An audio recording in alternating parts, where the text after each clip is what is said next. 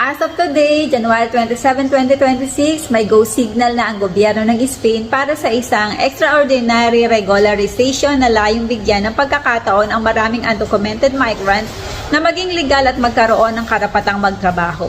Ang target ng application period ay mula April hanggang June 2026. Base sa mga lumalabas na impormasyon, maaring makasali ang mga dumating sa Spain bago mag-December 31, 2026 at may hindi bababa sa 5 buwan na paninirahan sa Spain bago magsimula ang proseso. Halimbawa, kung dumating ka ng January hanggang December 31, 2025, posibleng pasok ka sa application period ng April, May o June 2026. Depende kung kailan mo makukumpleto ang 5 buwang stay mo dito. Kaya ngayon palang maghanda na ng mga papeles bilang patunay ng paninirahan tulad ng empadronamento, medical records sa hospital appointments kung meron, records mula sa social services, rental contract kung meron, proof of remittance, transport ticket o transport card history, at iba pang opisyal na dokumento na magpapatunay na nandito ka sa Spain. Kapag natanggap at na-approve ang application, bibigyan ng temporary resident permit. Pwede na magtrabaho ng legal, may access sa healthcare. Paalala lang, hindi ito automatic approval. Depende pa rin ito sa final guidance at evaluation ng gobyerno ng Spain. Congratulations sa lahat ng pasok sa pag-apply ng amnesty dito sa Spain. Maraming salamat, Espanya.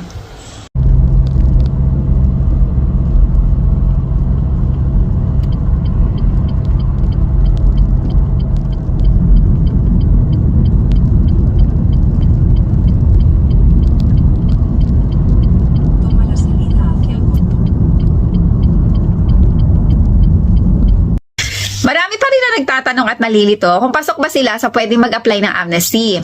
Ang pinaka-importanting rule, kailangan nakatira ka sa Spain ng hindi bababa sa 5 buwan bago ka mag-submit ng mga documents mo. At ang target na application period ay April hanggang June 2026. Ngayon, isa-isahin natin para mas malinaw. Kung dumating ka sa Spain ng year 2023, syempre, pasok ka na. Pwede kang mag-apply na agad sa April 2026. Kung year 2024 ka naman dumating, syempre, pasok ka rin. April 2026, pwede mo na ring simulan ang application mo. At kung year 2025 ka naman dumating sa buwan ng January, February, March, April, May, June, July, August, September at October 2025, ibig sabihin sa April 2026, pwede ka nang mag-apply. Ulitin natin, kung ikaw ay dumating last year mula January hanggang October, sa darating na April 2026, pwede ka nang magpasa ng application mo. Pero kung dumating ka naman ng buwan ng November 2025, sa May 2026 ka pwedeng mag-apply dahil bilangin nyo, November ka dumating. Tama sa pagbilang ang November, kaya ang start mo ng counting ay December, January, February, March, April.